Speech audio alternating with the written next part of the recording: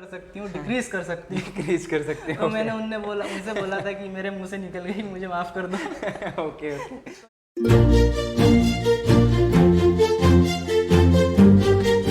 Hello everyone, welcome to Speakify podcast, जहां पे हम बात करते हैं करियर, कम्युनिकेशन एंड कॉन्फिडेंस की। और इसी के साथ जिस टॉपिक पे हम बात करेंगे वो टॉपिक कुछ ऐसा है कि how to get selected in IT companies, और क्या टेक्नोलॉजी हमें अपॉर्चुनिटीज दे रही है जॉब के लिए, या फिर ये एक कारण है जॉब खत्म होने का। आज इसी टॉपिक पे बात करने के लिए एक खास गेस्ट, स्पेशल गेस्ट हमारे साथ हैं मिस्टर अक्षय, जो कि रिसेंटली एक एमएनसी कंपनी में वर्किंग है और काफ़ी अच्छा इनका पहले भी एक्सपीरियंस रहा 3 से 4 कंपनियों का।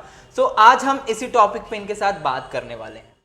हम लोग इस टॉपिक पे आज चर्चा करेंगे। Okay. और बहुत अच्छा लग रहा है, इस वीडियो के थ्रू मैं अपनी जर्नी शेयर करने जा रहा हूँ पहली बार।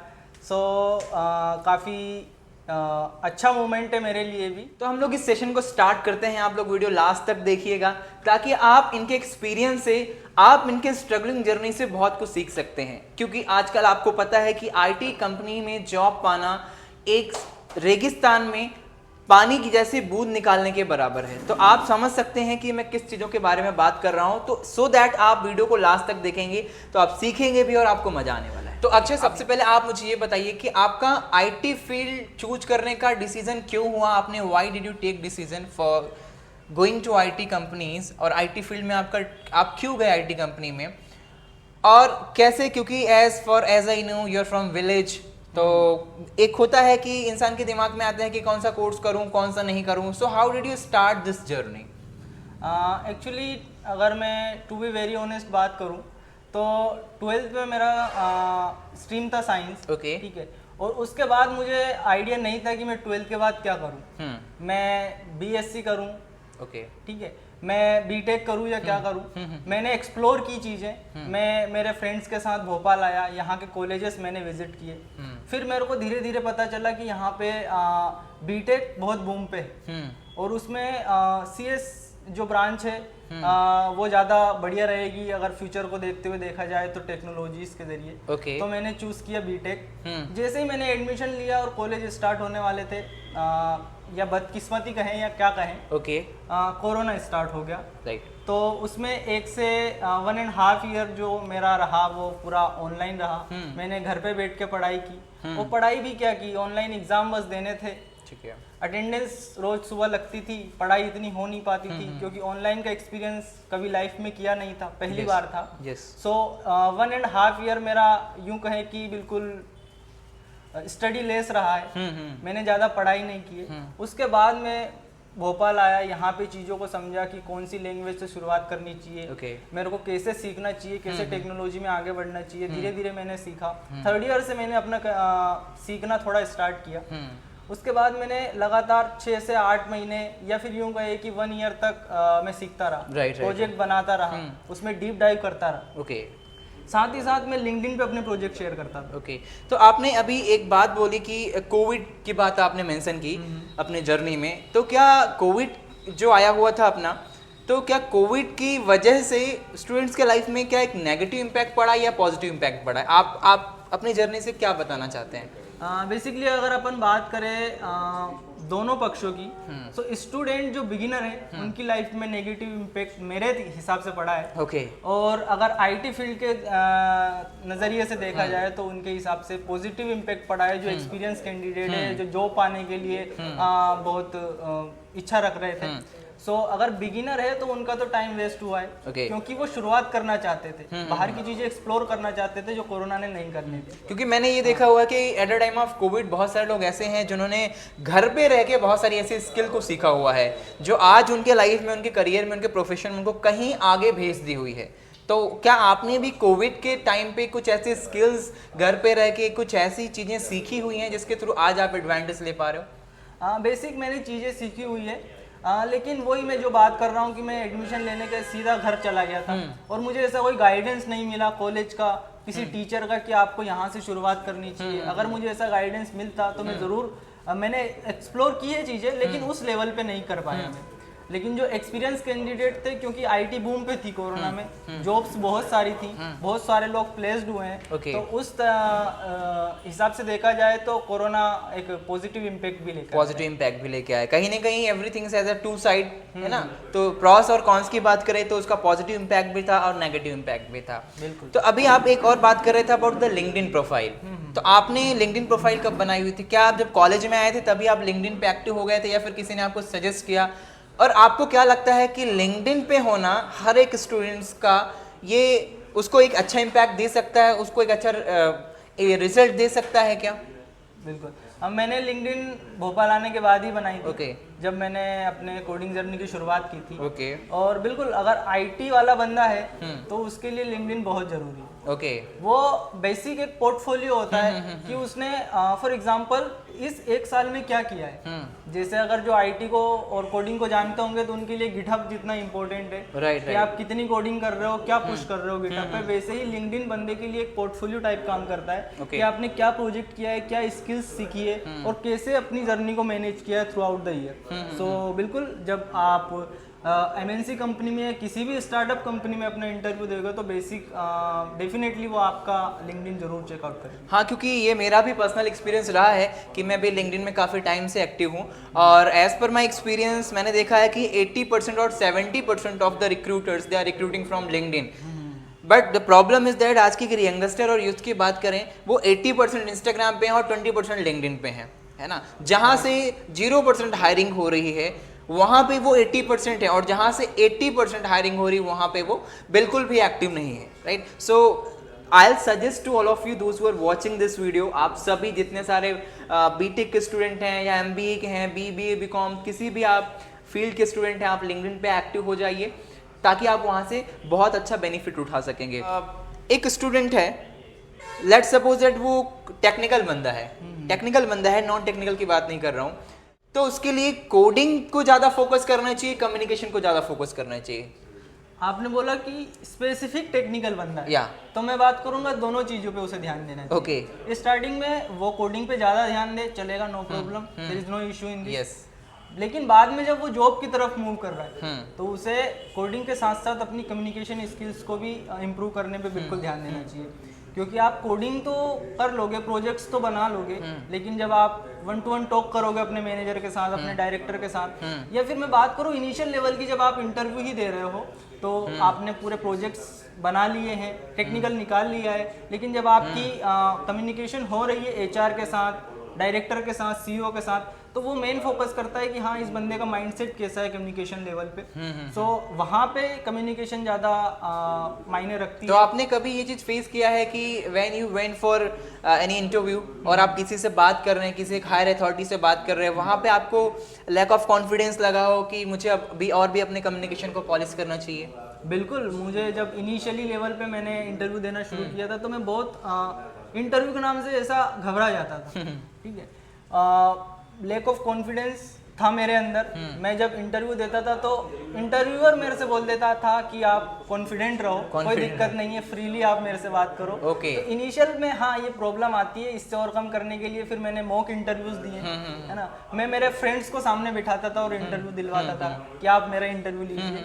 देन मुझे धीरे धीरे कॉन्फिडेंस आने लगा। मैं जैसे जैसे बड़ी कंपनी में गया तो फिर छोटी कंपनी के इंटरव्यू देने में मुझे कोई दिक्कत नहीं, फिर मुझे कोई कॉन्फिडेंस की कमी वहाँ पे नहीं लगी। धीरे धीरे इम्प्रूवमेंट होगा, इससे आप मॉक इंटरव्यू के जरिए भी सोल्व कर सकते हो। ओके, तो वन मोर थिंग, अभी मैं देखता हूँ ना कि आजकल जो बच्चे आते हैं कॉलेज में एडमिशन लेते हैं तो उनके पहले ना ड्रीम बहुत हाई हो जाते हैं। वो डायरेक्टली बोलते हैं यार कि मुझे ना सीधे 10 लाख की कंपनी में जॉब करनी है, मुझे 15 लाख की कंपनी में जॉब करनी है। They are not trying to just take the opportunities. अगर कोई कंपनी 3 लाख 4 लाख या 5 लाख की कंपनी है तो स्टार्टिंग में उसे इग्नोर करते हैं और उनका ये थॉट प्रोसेस रहता है कि जब मुझे कोई अच्छा पैकेज मिलेगा तब मैं उस कंपनी में काम करूंगा। लेकिन ये भी मैंने देखा है कि ग्रेजुअली जैसा उनका फर्स्ट ईयर कंप्लीट होता है, सेकंड ईयर कंप्लीट होता है, थर्ड ईयर आते आते उनके माइंड में एक चीज फिक्स हो जाती है कि भैया बस जॉब मिलने जानी चाहिए मुझे, है ना। तो आपने जब अपनी बीटेक कंप्लीट किया आपने अपना, तो क्या आपने डायरेक्टली एमएनसी से शुरू कर दिया या आपने भी ग्रेजुअली अपने आप को पॉलिश करके और आप एक आज अच्छे पोस्ट पे वर्किंग हैं? बिल्कुल, हाँ देखिए, अगर मैं मेरी बात करूँ ना तो मैंने तो ऐसा नहीं सोचा था कि मेरे को फर्स्ट ईयर से ही फेसबुक में जाना है, गूगल, अमेजोन, माइक्रोसॉफ्ट क्रैक करनी है, ऐसा बिल्कुल नहीं था मेरे अंदर। मैं बस सीखता गया और मेरे प्रोजेक्ट लिंक्डइन पे डालता गया।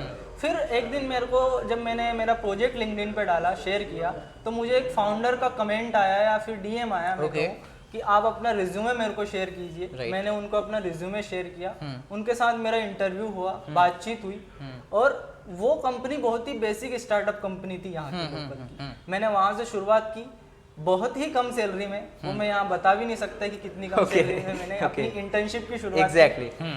5 से 6 महीने मैंने इंटर्नशिप किया। फिर इन द सेम कंपनी में मेरी सैलरी हाइक हुई, मैं फुल टाइम एम्प्लॉय वहाँ ज्वाइन हुआ। मैंने 1 से 1.5 साल वहाँ पे वर्क किया और बहुत सीखा। तो स्टार्टअप कंपनी में ज्वाइन करने के फायदे क्या हैं बेसिकली अगर मैं फायदे की बात करूँ एज कम्पेयर टू एमएनसी, तो आप एज ए फ्रेशर अगर एमएनसी में जाओगे तो वहाँ पे आपको ज़्यादा काम नहीं मिलेगा, सीखने को नहीं मिलेगा।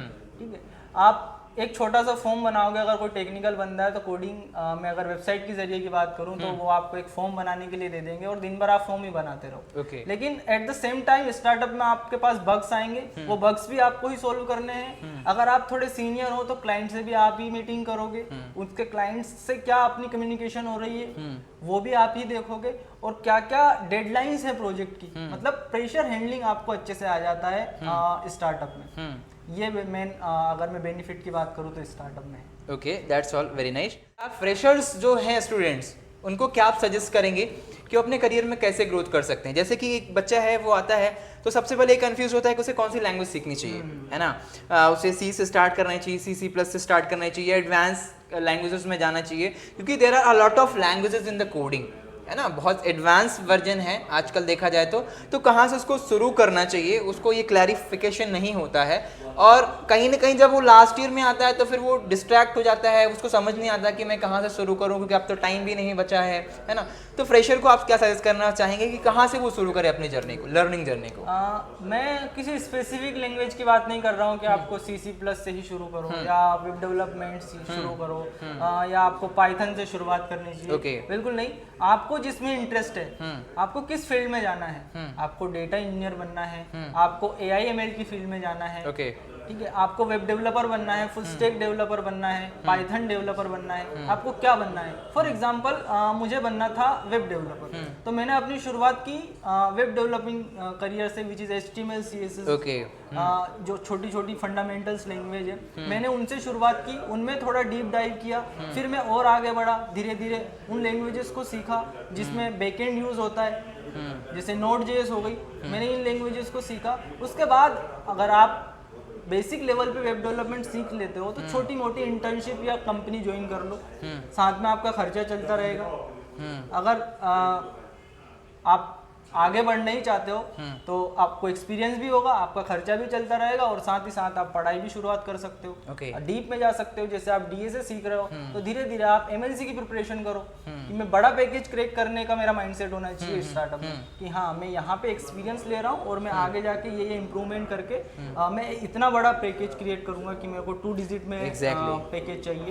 तो इसकी तरफ अपन मूव कर सकते हैं। अभी एक हमारा जो टाइटल है इस वीडियो का मेन, की अभी हमने स्टार्टिंग में भी बोला था कि जो IT है, मतलब टेक्नोलॉजी की बात करते हैं, तो क्या टेक्नोलॉजी जो है वो जॉब लोगों की ले रही है, या फिर टेक्नोलॉजी एक हमें अपॉर्चुनिटी दे रही है कि जिसके थ्रू और भी जॉब्स क्रिएट हो रही हैं, कंट्री हमारे आगे बढ़ रही है, हमारा देश आगे बढ़ रहा है, लोग आगे बढ़ रहे हैं और यहाँ के युवा जो हैं, यूथ है, वो डेवलप हो रहे हैं। तो आपको क्या लगता है कि क्या टेक्नोलॉजी एक रीज़न है, एक कारण है जॉब मिलने का या फिर जॉब खोने का? मैं अगर बात करूँ तो टेक्नोलॉजी तो बहुत हेल्पफुल हुई है अभी डेवलपर्स के लिए। जो बेसिक डेवलपर्स हैं, कंपनी में काम कर रहे हैं, प्रोजेक्ट्स, रियल वर्ल्ड प्रोजेक्ट्स पे काम कर रहे हैं, तो टेक्नोलॉजी आप उनसे पूछिए कि उनकी किस तरह हेल्प हुई है। अगर मैं बात करूँ ChatGPT की, तो सिर्फ डेवलपर के लिए नहीं, जनरल लोगों के लिए ChatGPT ने बहुत हेल्प की है। मेरे को चाहिए कोई मेल लिख दूं मैं, बस ChatGPT को एक प्रॉम्प्ट दूंगा और वो पूरा मेल लिख के दे देगा। कई बार तो मेरी फ्रेंड से लड़ाई हो जाती है तो मैं सॉरी के लिए कुछ अमेजिंग कंटेंट होता है वो मैं ChatGPT से पूछ लेता हूँ, तो बहुत बढ़िया चीज़ है। तो ये एक एग्जांपल है, ऐसी बहुत चीजें हैं। AI टेक्नोलॉजी बहुत आ गई है। डेवलपर आज 90% काम ChatGPT से करवा रहा है, AI से करवा रहा है। तो हाँ, मैं मानता हूँ कि AI आने से डेवलपर को थोड़ा, मैं खतरा नहीं बोलूंगा, बस आपको उसको अडेप्ट करना, अडेप्टेबिलिटी होनी चाहिए आपकी। हाँ, मैं अगर इधर बहुत कम टेक्नोलॉजी यूज़ करता था पुराने ज़माने में, तो मेरे को अब ऐसा आना चाहिए कि मैं टेक्नोलॉजी के जरिए वो चीज़ें कैसे कन्वर्ट कर पाऊँ, आर्टिफिशियल इंटेलिजेंस में, मशीन लर्निंग में कैसे मैं सीख पाऊँ आगे जाके फ्यूचर में। तो क्योंकि टेक्नोलॉजी ही बूम पे एग्जैक्टली अगर आप इसको अडेप्ट नहीं करोगे तो डेफिनेटली आपको खतरा है। दैट्स फैंटास्टिक, बहुत ही शानदार आंसर है ये कि आपके अंदर एक क्वालिटी होनी चाहिए, दैट्स एडेप्टेबिलिटी। कोई नई स्किल है, कोई नई टेक्नोलॉजी आ रही है, कुछ भी मार्केट में नहीं आ रहा है, बस उसको अडेप्ट कर लो, आप सीख लो उसको, फिर देखो आप बोलोगे नहीं कि यार इस वजह से किसी आपको खतरा हो रहा है, बल्कि आप उस स्किल को अडेप्ट करके आप कुछ अच्छा कर लोगे। तो अक्षय, आप मुझे एक चीज़ और आपसे मैं क्वेश्चन करना चाहूँगा कि आपकी जो स्ट्रगलिंग जर्नी रही हुई है, आपने उससे क्या सीखा हुआ है और बेसिकली आप क्या मैसेज देना चाहते हो जितने सारे बिगिनर्स, जितने सारे लोग हैं, आप क्या मैसेज देना चाहते हो? क्योंकि you are from a village जहाँ पे एजुकेशन का इतना इन्वायरमेंट नहीं है, आपने गवर्नमेंट स्कूल से पढ़ाई की हुई है, फिर आप सिटी में आते हैं भोपाल में, आप सब कुछ अपडेट करते हैं, अपनी स्किल्स को, अपने ड्रेसिंग सेंस को, अपना कम्युनिकेशन को, अपनी सॉफ्ट स्किल्स, साथ ही साथ टेक्निकल स्किल्स को आप अपडेट करते हैं। तो जस्ट एक लाइन में अपनी इस जर्नी को आप बताएं कि और उसके थ्रू आप सामने वाले को मैसेज भी दें कुछ। देखिए, अगर मैं मेरी जर्नी की बात करूं तो शुरुआत में मैंने बहुत बड़ी गलती की, विच इज़ मैंने कोरोना में बहुत कम प्रिपरेशन की। मैं घर पे बैठा था, मैंने फर्स्ट ईयर और सेकंड ईयर ऐसे ही गवा दिया। लेकिन मैं जो वीडियो देख रहे हैं स्टूडेंट्स को मैं बिल्कुल सजेस्ट करूंगा कि आप फर्स्ट ईयर से ज्वाइन करने से पहले इवन 12th से आप अपना ड्रीम बना ले कि अगर मेरे को बीटेक करना है, टेक्नोलॉजी की फील्ड में जाना है, तो मैं 12th से ही सारी चीजें सीख लूँ कि क्या लैंग्वेज होती है, कैसे क्या होता है, चीजें कैसे होती है। मैं नहीं बोल रहा हूँ कि आप C+ की शुरुआत कर दीजिए इवन दो जो अभी तो CBSE जो पैटर्न आ रहा है उसमें 10th-12th में आपको कोडिंग सिखा रहे हैं। तो आप अगर हो पाए तो बिल्कुल फर्स्ट ईयर से ही शुरुआत कीजिए, पहले दिन से आप शुरुआत कीजिए और टाइम दीजिए चीज़ों को, है ना, और मार्केट में ट्रेंड देखिए क्या है, चीज़ों को सीखिए। और कि जब अभी आप सेलेक्टेड हुए हैं, है ना, तो आपकी जब पहले सैलरी आएगी एक MNC कंपनी की लमसम सैलरी आएगी, तो आप क्या करना चाहेंगे? क्या आप गर्लफ्रेंड को डेट पे लेके जाएंगे, या फिर आप अपनी फैमिली के लिए कुछ अच्छा लेके जाएंगे, या फिर आप किसी को पार्टी देंगे? कुछ तो प्लान होगा यार कि जब लमसम सैलरी आएगी, मोटा पैसा आएगा, तो आप क्या करोगे उससे?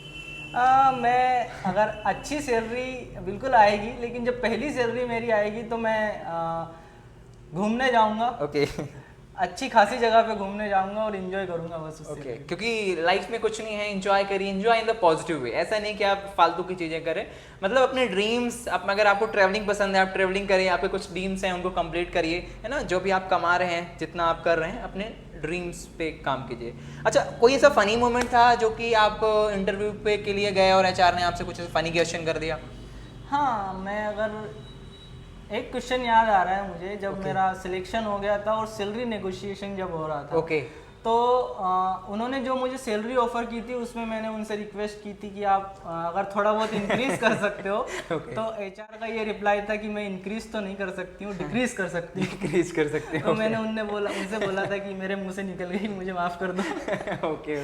लास्ट में मैं यही बोलना चाहूँगा जो भी अपने स्टूडेंट्स और जो भी अपने व्यूवर्स हैं यूट्यूब पे, कि आप बस सीखने की लालसा रखिए, सीखना कभी बंद मत कीजिए, मेहनत करते रहिए, एक न एक दिन आपको सक्सेस जरूर मिलेगी। Okay, definitely, exactly, keep learning always, क्योंकि किसी भी एज का बंदा होता है, हमेशा सीखते रहिए आप, है ना, सीखते रहिए, आगे बढ़ते रहिए। और thank you so much Akshay for you such a valuable time, और आपकी एक इंस्पायरिंग जर्नी से आई होप बहुत सारे लोग कुछ सीखेंगे। आपकी स्किल्स जो आपने शेयर की हुई है, आपने अपने टेक्निकल और नॉन टेक्निकल कम्युनिकेशन एक्सपीरियंस और जॉब के बारे में जो भी आपने इनको मैसेज दिया हुआ है, अगर उससे थोड़ा सा भी ये सीखेंगे तो it's mean a lot for me. और अगर आपको ये वीडियो पसंद आया हो तो आप अपने फ्रेंड को भी भेजें, सो दैट आप सारी चीज़ें आपका फ्रेंड भी इसी तरीके से सीख सके। अगर आपने इस चैनल को सब्सक्राइब नहीं किया है तो सब्सक्राइब कर लीजिए, ऐसे अमेजिंग पॉडकास्ट के लिए, ऐसे अमेजिंग स्टोरीज के लिए, क्योंकि बड़े लेवल की स्टोरी तो बहुत सारी आपको मिल जाएगी, लेकिन कुछ ऐसी स्टोरी कि एक बच्चा होता है, वो गाँव में ऐसा इन्वायरमेंट नहीं होता है, बिल्कुल छोटी स्कूल से पढ़ के सिटी में आता है, अपने ड्रीम्स को चेज करता है, कॉलेज खुद जाता है, खुद कोर्स सेलेक्ट करता है, और फिर ऐसी मल्टीपल स्किल्स जो मार्केट में नीडेड है उसको खुद सीख के फिर MNC में सेलेक्ट होता है। तो कहीं ना कहीं ये छोटी बात तो आपको लग रही होगी, लेकिन ये छोटी बात है नहीं। बच्चे बच्चे ने बहुत मेहनत किया हुआ है, बंदे ने बहुत मेहनत किया हुआ है, तब जाके आज वो IT कंपनी में सेलेक्ट हुआ है। तो ऐसी अमेजिंग स्टोरी देखने के लिए, कुछ सीखने के लिए स्पीकिफाई इंग्लिश अकेडमी के चैनल को फॉलो करिए, सब्सक्राइब कर लीजिए, ताकि आपको ऐसे अमेजिंग पॉडकास्ट मिलते रहे। तब तक के लिए bye bye, keep learning, keep enjoying, keep sharing this video. Thank you.